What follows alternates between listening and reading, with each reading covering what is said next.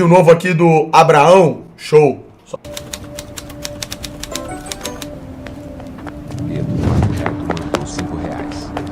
Olha o punheteiro correndo. Este é Miguel. Infelizmente, ele não está brincando de pega-pega. Não adianta correr! Miguel vive em El Salvador, um país do tamanho de Sergipe, conhecido por 3 coisas: praias, pupusas e, é claro, violência. Até pouco tempo atrás, o jovem de El Salvador tinha 3 opções: entrar numa gangue, ser extorquido por uma, ou morrer tentando evitar os dois. Levanta daí, moleque. Você achou mesmo que ia passar aqui sem pagar o pedágio? Olha que inteligência artificial, filha da puta, né, cara? O que acontecia aqui não era qualquer tipo de violência. El Salvador era um lugar onde as facções mandavam mais que presidentes. Sabemos que somos gangsters. Sabemos que somos loucos. A taxa de homicídios, 5 vezes maior que a do Brasil. E olha que o Brasil já é um dos líderes mundiais nesse quesito. Mas nos últimos 4 anos, algo mudou. Num piscar de olhos, um dos países mais perigosos do mundo se tornou o mais seguro da América Latina. Morando no Brasil, é impossível não sentir inveja do que está acontecendo lá. As gangues armadas desapareceram. Os homicídios caíram 90%. E o pânico nas ruas deu lugar ao turismo. Tudo isso em menos de 4 anos. É claro que a gente vai se questionar. Será que, esse tempo todo, tudo o que o Brasil precisava era de um Bukele para chamar de nosso? A pergunta que fica é: essa é realmente a solução? Ou será que tem um preço sendo pago por essa nova paz? Eu resolvi investigar. Então se livre das distrações, porque a partir de agora, vamos mergulhar em uma jornada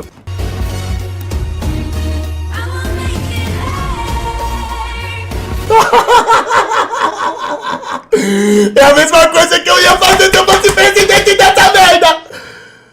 A diferença é que vocês já tá tomando cintada nas costas! E sentados nos espinhos! Sim! Ó pra esses esfacelados, irmão! O cara faz tatuagem na cabeça, velho! Olha isso, irmão! Ah, olha o corno ali, ó! Tomando tapa pra cabeça e correndo! É isso que tem que ser feito aqui, caralho! A criminalidade que ficou conhecida no país surgiu em campo de guerra. Literalmente. Na década de 80, El Salvador passou por uma das guerras civis mais brutais da história moderna. O conflito tinha 2 lados. Um deles eram guerrilhas comunistas inspiradas em ideias marxistas. Durante 12 anos, os 2 lados travaram uma Olha que desgraça, irmão. Hã? Será que a criança aí já é micaltrada desde criança ou não? disputa sangrenta. E no meio disso, estava a população, usada como massa de manobra, moeda de troca e escudo humano. O resultado, um massacre. Mais de 75 mil baixas. Em sua maioria, de civis. Centenas de milhares de pessoas desaparecidas. E um rastro de destruição institucional que o tempo jamais corrigiria. Em 92, a guerra acabou no papel. A ONU declarou que o país havia voltado à normalidade. A ONU é uma fraude, caralho!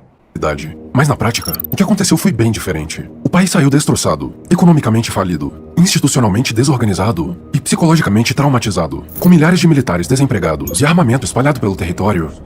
Gangues que não surgiram de El Salvador foram importadas para lá. Durante a guerra, milhares de salvadorenhos fugiram para os Estados Unidos e se estabeleceram em bairros pobres de Los Angeles. Seus filhos cresceram em meio a gangues e criaram seus próprios códigos de conduta. O problema? Com o fim da guerra, a política migratória americana começou a deportar qualquer estrangeiro com ficha criminal, com tatuagens sem escrúpulos que encontraram o país abandonado pelo Estado. O que poderia dar errado, não é mesmo? E aí, Belzinho? É, Cussal! É, Cussal, tá vendo, ó, o governo? Fala, Xandão. Tranquilo, campeão. Sueños se esfuman con el plomo disparado. El gobierno nos llama delincuentes sin alma, pero no vieron. La vida vale poco si no cuida. Os caras querem viver o contraditório, irmão. Você tá maluco, velho.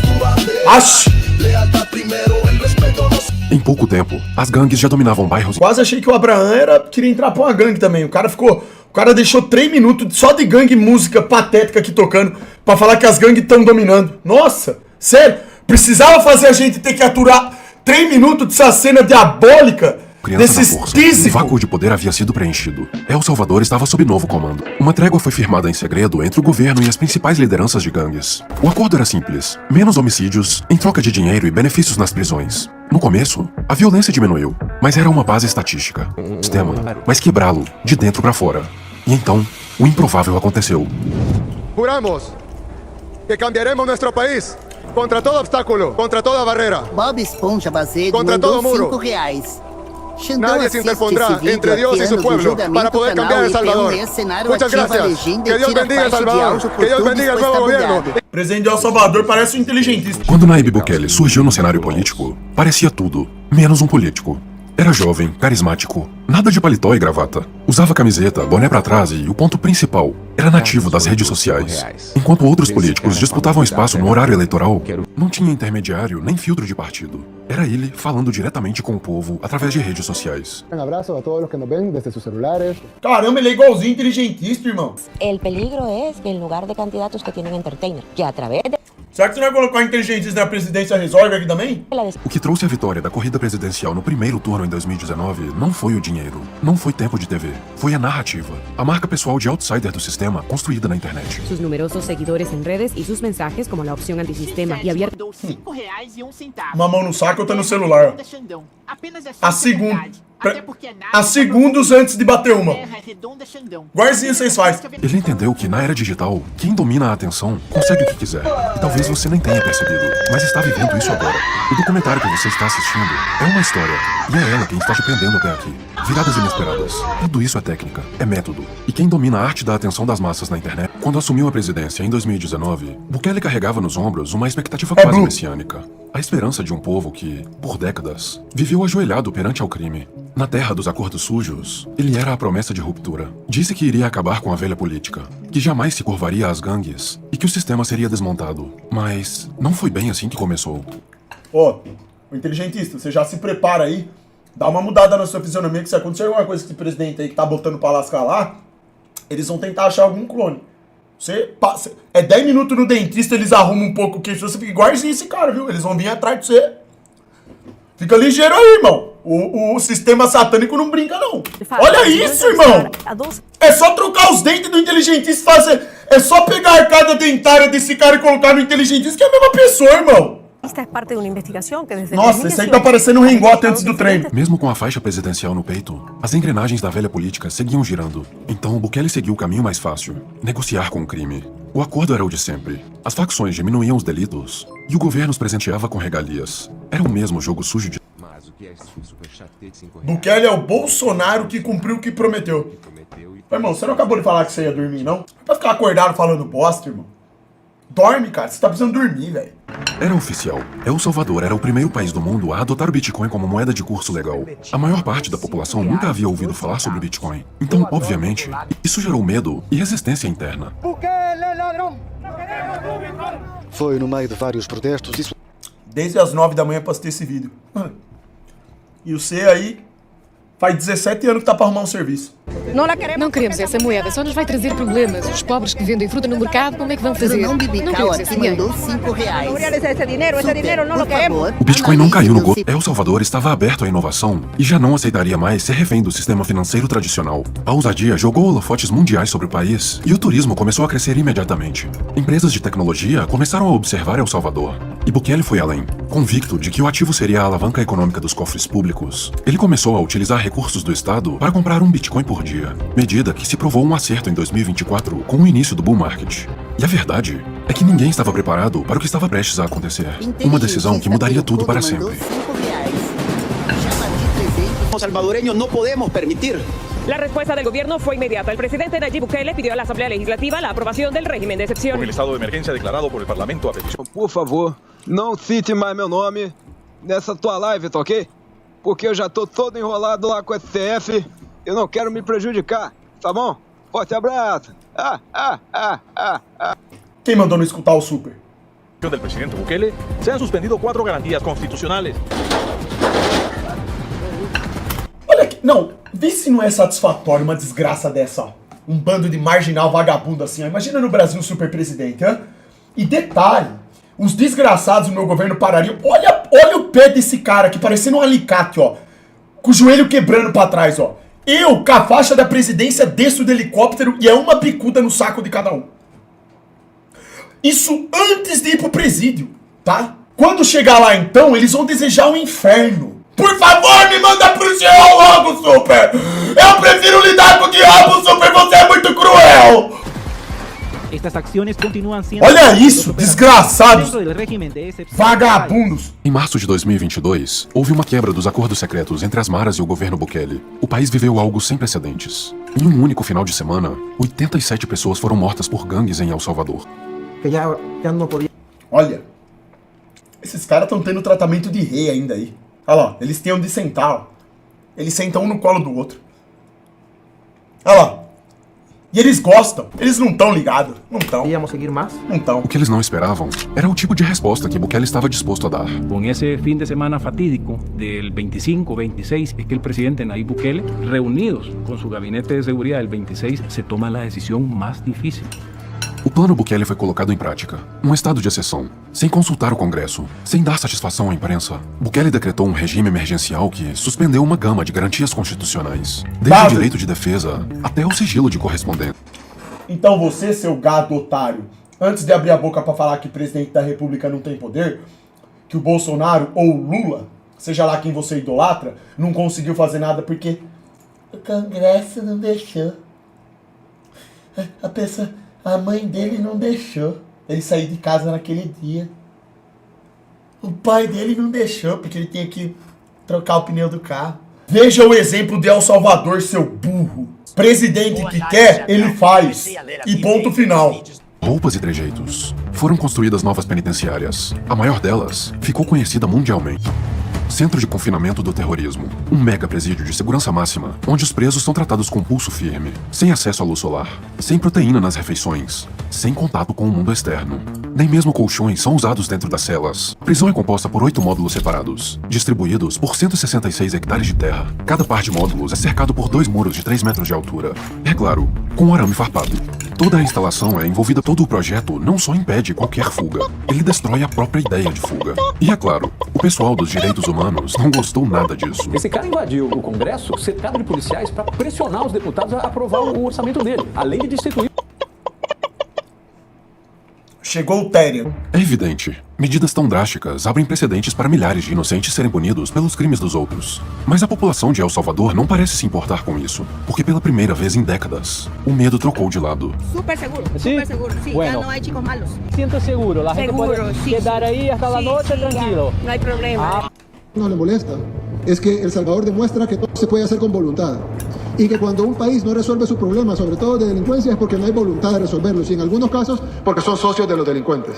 Essa acusação não veio de um youtuber, nem de um comentarista do Twitter. Veio em rede nacional, sem panos quentes, sem diplomacia. Bukele já acusou o governo brasileiro repetidas vezes de ser sócio do crime. Vamos aí. No hay gobierno que no pueda. E claramente ele não tá errado. Eliminar la delincuencia es absurdo. El Leviatán, el Estado, siempre es más fuerte que cualquier organización criminal. Y claro, esa organización criminal de Brasil es mucho más grande, pero también el Estado de Brasil es mucho más grande y fuerte y poderoso que la organización criminal. O brasileiro é obrigado a refletir sobre isso e se questionar. Será que a solução para o nosso país seria o que Bukele está fazendo em El Salvador?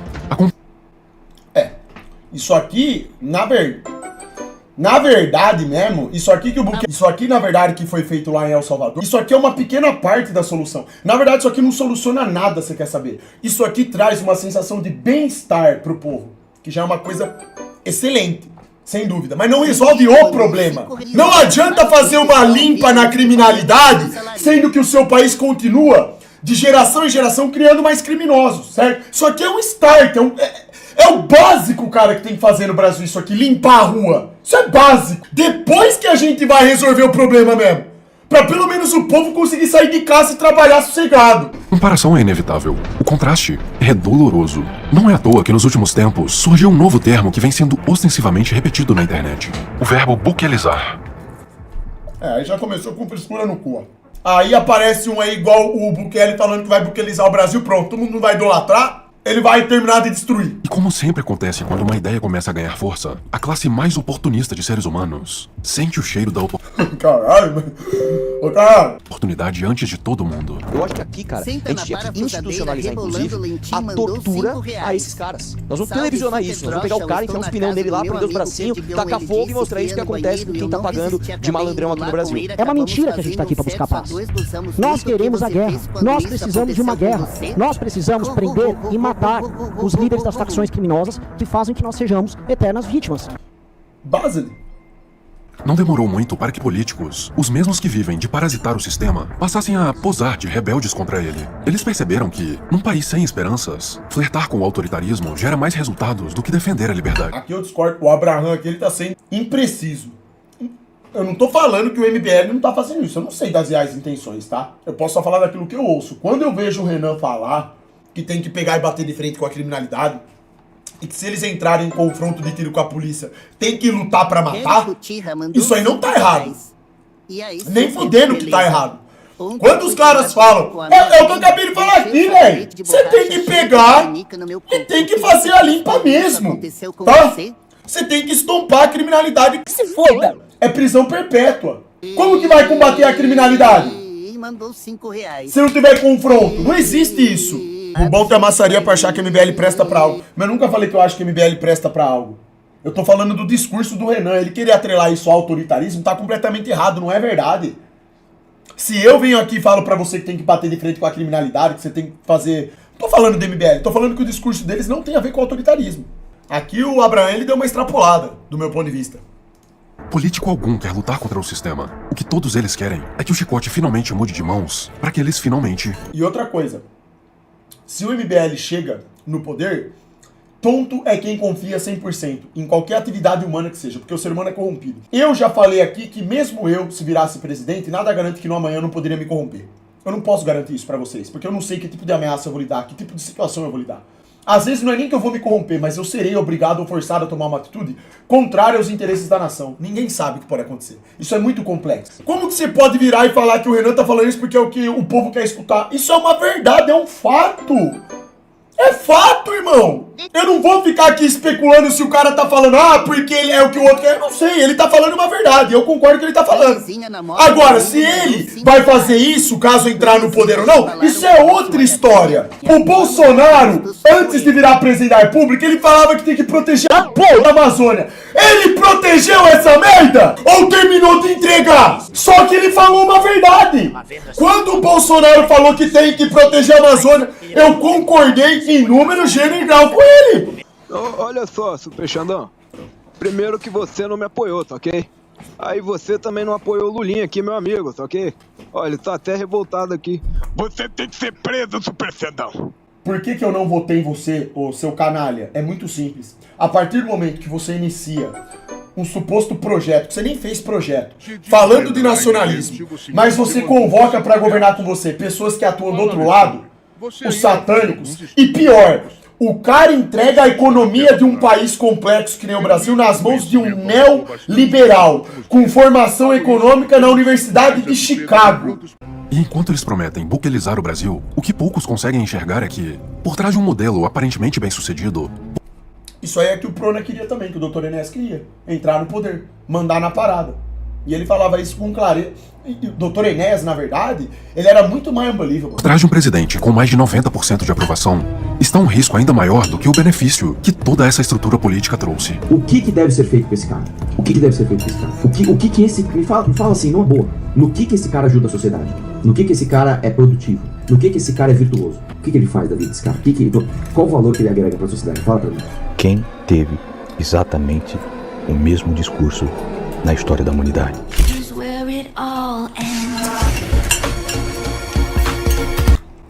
Isso aqui pra mim é forçação, tá? Se agora falar que você vai pegar e tratar vagabundo que nem vagabundo, isso aí for discurso de autoritário. Ô, irmão, de verdade mesmo, esquece. Deus queira que nunca aconteça isso, pelo amor de Deus, mas se um dia você tiver que defender sua propriedade de vagabundo, baixa as carças pra ele lá, tá? Pronto. Sério mesmo, aqui é extrapolativo, velho.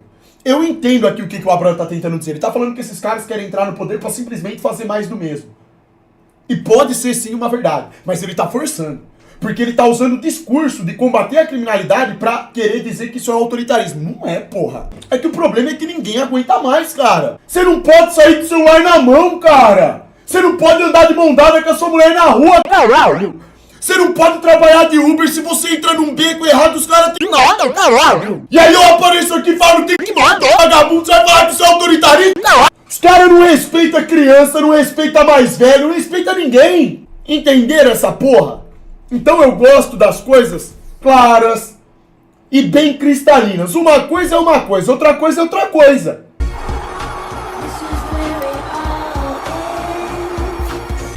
Sinceramente, eu queria um Bukele no Brasil. E acho que você também queria. Aí, ó! Tá vendo? Todo mundo gostaria de ver a parada dando certo. É claro, aliás, todo mundo não. Todo mundo que seja uma pessoa de bem. Todo mundo que tem uma essência boa quer ver dar certo. Lógico que quer. Quer ver justiça. Quer ver, né, as coisas acontecendo de forma coerente. Dando aliviados, seria ótimo. Mas precisamos nos fazer uma pergunta crucial. Que tipo de poder é necessário dar a um governante para que isso aconteça? Bukele está prendendo pessoas sem mandado, sem julgamento. O poder da verdade. Muitas delas inocentes. Articulou o parlamento para controlar os 3 poderes. E apesar de felizes, os cidadãos de El Salvador vivem hoje num regime onde as garantias básicas estão suspensas. A real é de que os fins justificam os meios. Mas este foi o exato pensamento que criou alguns dos maiores tiranos da história. No século XX, a Itália estava mergulhada em caos, greves, inflação, crimes e miséria. Foi então que surgiu um herói. Alguém com pulso firme, com um discurso patriótico propondo soluções drásticas, mas efetivas. E no começo, ele cumpriu exatamente o que prometeu. Devolveu orgulho ao povo, fez reformas, cortou privilégios, criou empregos e conquistou aprovação massiva. Seu nome? Benito Mussolini, conhecido hoje como um dos maiores tiranos da história da humanidade. Não sabemos o que acontecerá em El Salvador, muito menos o que aconteceria se tivéssemos um Bukele no Brasil. Mas o que sabemos é que... o poder corrompe. E o poder absoluto corrompe absolutamente. Por isso que não podemos confiar em ninguém. Nenhum governo deve... Pô, bateu uma canseira agora, hein? Nossa, tô com dor de cabeça. ser confiável com poderes que você não daria ao seu pior inimigo. Todo aparato estatal, mesmo aquele criado com as melhores intenções, inevitavelmente atrai os piores tipos de pessoas. Sem dúvida. Sem dúvida. O Estado é a única instituição que consegue cometer crimes em escala industrial com a aprovação da maioria. Sem dúvida. Isso aí. O Estado ele é o instrumento mais formidável e ao mesmo tempo perigoso que existe na história da humanidade. Essa entidade chamada Estado, as motivações que estão por trás disso, de ter essa estrutura, isso aí é um perigo, irmão. E nós estamos vivendo claramente isso. Na verdade, a gente vive uma constante guerra de Estado contra Estado. Vocês estão vendo agora o que está acontecendo em Israel, Irã, Rússia. Vocês estão vendo a situação do Brasil, que é um estado de colônia, um estado de exceção. Um estado de pessoas escravizadas pelo governo. Estado, cara, é isso. É uma ferramenta. E como a gente vive num mundo satânico, e o demônio ofereceu os governos para Jesus no deserto, então pertence tudo a ele. Inevitavelmente leva à tirania. Não se deve julgar uma política por suas intenções, mas por suas consequências. O apelo do autoritarismo é sempre o mesmo: prometer ordem em troca de liberdade. Os piores tiranos são aqueles que agem com a convicção de que estão fazendo o bem. Se o Brasil, o que eu sei, é que prefiro virar as costas para um sistema que virou as costas para mim, do que esperar por um Messias que surja prometendo me salvar. A solução é incerta, mas o que podemos fazer é cultivar nossos interesses individuais, nos manter conscientes, ingovernáveis, e criar uma estrutura de vida que minimize nossa dependência do... Mas fique atento, porque é impossível se proteger de um inimigo que você não conhece de verdade. Então, se você ainda não entendeu quem realmente está no comando do Brasil, assista agora ao meu documentário Os Novos Heróis do Brasil. Enquanto isso, o mochileiro preocupado com a Virgínia Oruan. Exato. Você reparou que já esqueceram? Vocês percebem que é como se isso já tivesse acontecido há uns 10 anos atrás?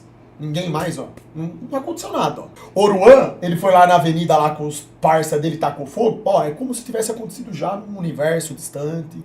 É o que a mídia faz, ó. Eles usam tudo isso de forma estratégica. Tó, vomita aí, ó. O que a galera tá fazendo pra esses gados aí, ó. Deixa eles falarem bastante aí, ó. Discutirem nas redes sociais, no Twitter. Detalhe, ano que vem que vai ter Copa do Mundo, então. Vocês têm noção do inferno que vai ser?